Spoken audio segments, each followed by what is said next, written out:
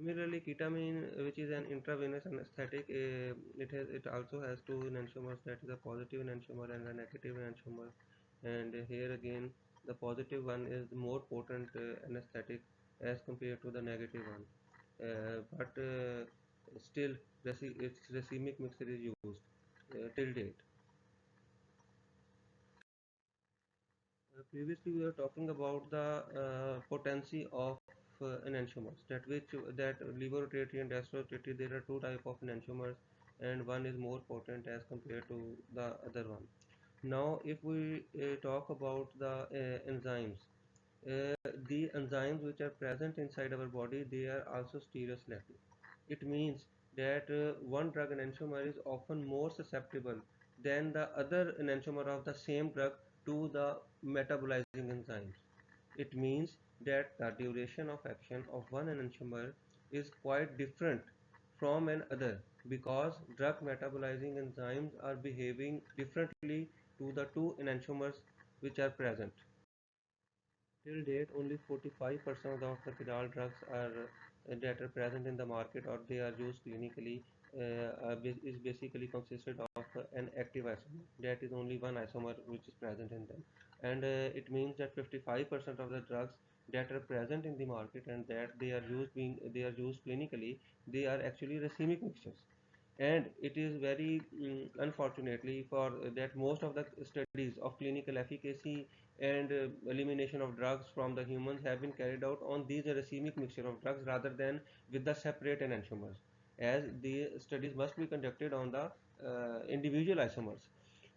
So it means that if we look at a bigger picture, that most of the patients are either receiving drugs that are inactive or they are actively toxic.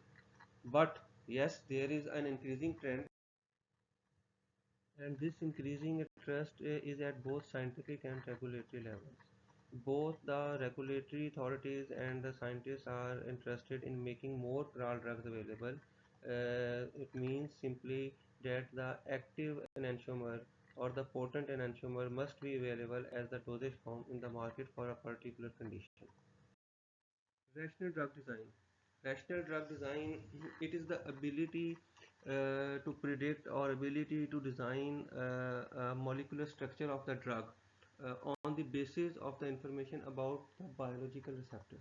It means that the information about the biological receptor must be completed, and on the basis of the information of biological receptor, we will be able to design drugs that best fit into that particular receptor. This is the rational drug design. Recently, if we talk about a little bit late, previously, no receptor was known in sufficient detail to permit such drug design. Instead, the procedure that was adopted in past was the random testing or the random screening of different chemicals, or simply the modification of the drugs that are already known to have some effect, and the modification will bring about some more changes by increasing its kinetic parameters or its dynamic parameters and increasing its potency or efficacy of the existing compound. However, during the last 3 decades, many receptors have been isolated and they are being characterized. And now there are some drugs which are being available in the market that are developed through this molecular designing technique, and they are basically designed on the basis of the knowledge of three-dimensional structure of the receptor site. And today there are also some programs, computer programs available that can optimize drug designs and drug structures, that can optimize drug structures to fit into known receptors. uh, as more is becoming about receptor structure, more knowledge is being available regarding the structure of the receptors. Rational drug design will be becoming more feasible and easy, and it is one of the major field of progress in pharmacology. Receptor nomenclature. Normally, there are two unions or two platforms that are being helpful in determining the names of the receptors. First one is the International Union of Pharmacology Committee, on receptor nomenclature and drug classification, and mostly they publish their findings in a journal known as Pharmacological Reviews. The second one is the annual receptor and ion channel nomenclature supplements, and they mostly publish their findings in the trends in pharmacological sciences. Drug body interactions, the interactions between the drug and body, they are usually divided into two major types. That is pharmacodynamics and pharmacokinetics. The actions of the drugs on the body is normally termed as pharmacodynamics. Basically, pharmacodynamics determine the group of the group of the drug in which it is classified, and it plays a major role in deciding whether that it is the appropriate therapy for a particular disease or for a particular condition. Whereas the action of the body on the drug is termed as pharmacokinetics, and these governs the principle of absorption, distribution, metabolism, and elimination, excretion, or simply elimination of drugs, and they are of great practical importance because they are important regarding the choice and administration of a particular drug for a particular patient. For example, patients with impaired renal function, patients with impaired liver functions, that how much of the drug is administered to that particular patient, depending upon the variables of the drug, pharmacokinetic variables of the drug. Types of drug receptor interactions. Agonistic drugs are the drugs that bind and activate receptors, and upon binding and activation of receptors, they produce effect either directly or indirectly. It means that the effect is brought about directly or indirectly upon binding of agonist with its receptor. There are some receptors which incorporate effector machinery directly into the same molecule. It means that upon binding of drugs, the effect is brought about directly. These type of effects are the opening or closing of the ion channels, or activation or inhibition of the enzyme activity. In both of these cases, receptors basically incorporate effector machinery directly into the same molecule. Other type of receptors are linked with intervening coupling molecules, and one or more intervening coupling molecules are linked with separate effector molecules. So this is another type of receptors. Pharmacological antagonists are the drugs that upon binding to the receptor, they basically prevent the binding of the other molecules. I'll explain it with the example. Simply, the example of atropine, acetylcholine receptor blocker.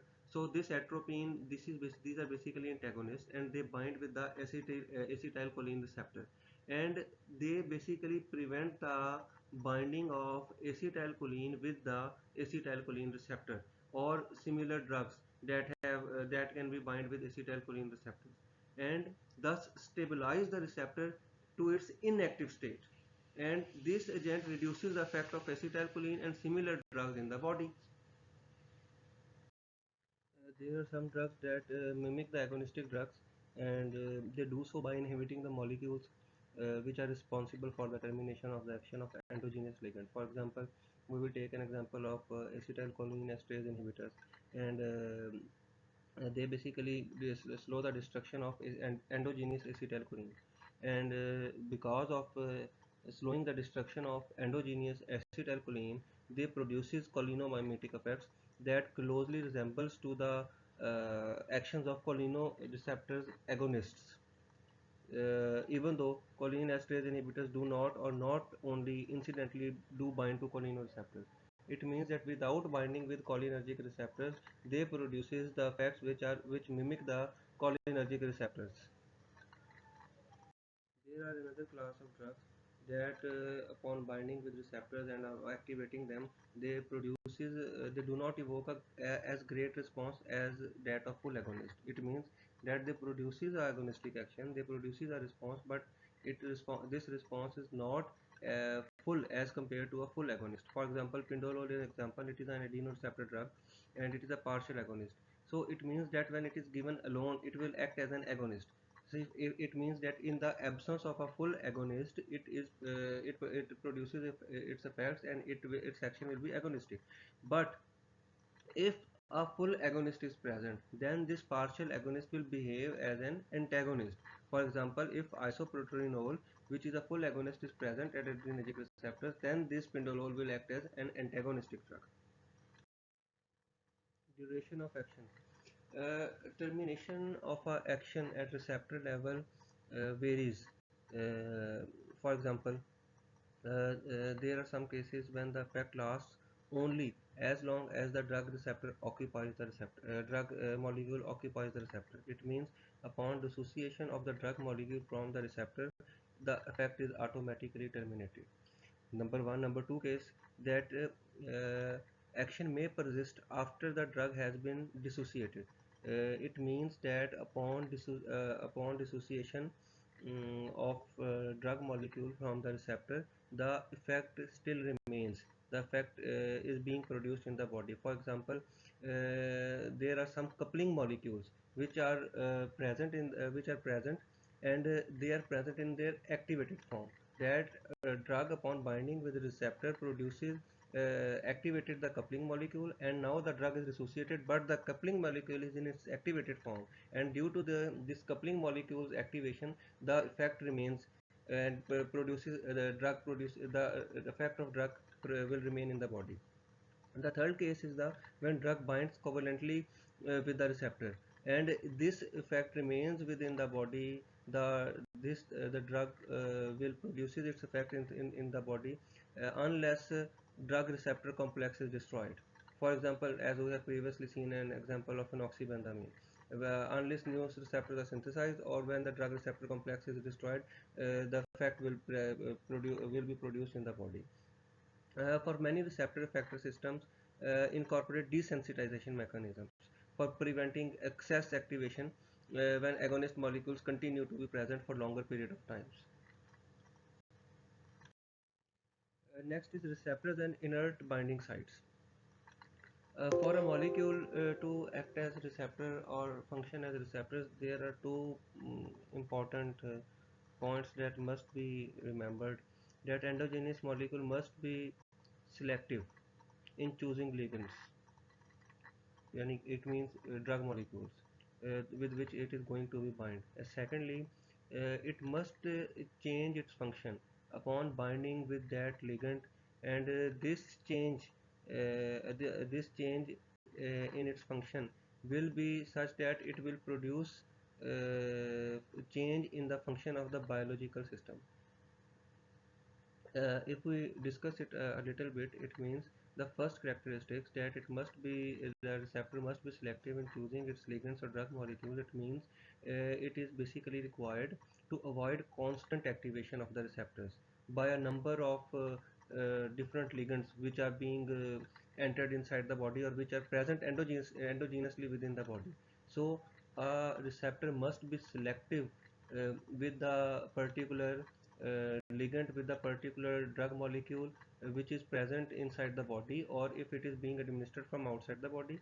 The second characteristics clearly states that if ligand has to produce some pharmacological effect, then it must produces some change in the receptor, and this change can be elicited in the bodily function, for example in cells and tissues, and then we will call it as a receptor. Now body contains a number of molecules that are capable of binding with different drugs. However, not all of these endogenous molecules are regulatory molecules. The first one, the point about which we are talking about, they are regulatory molecules. But there are some molecules in the body which are non-regulatory. For example, albumin. It is a protein, and upon binding of a ligand or a drug with the albumin, it will produce no detectable change in the body, and there is no change in the function of the biological system. So it means that as endogenous molecule can be called as inert binding site. It is a binding site, but it is a inert binding site.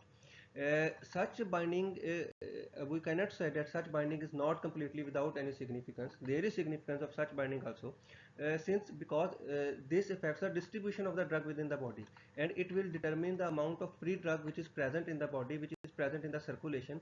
Both of these factors are of pharmacokinetic importance, that whether they are inert binding sites or they are some regulatory molecules upon binding of ligand with these regulatory molecules produces pharmacological action.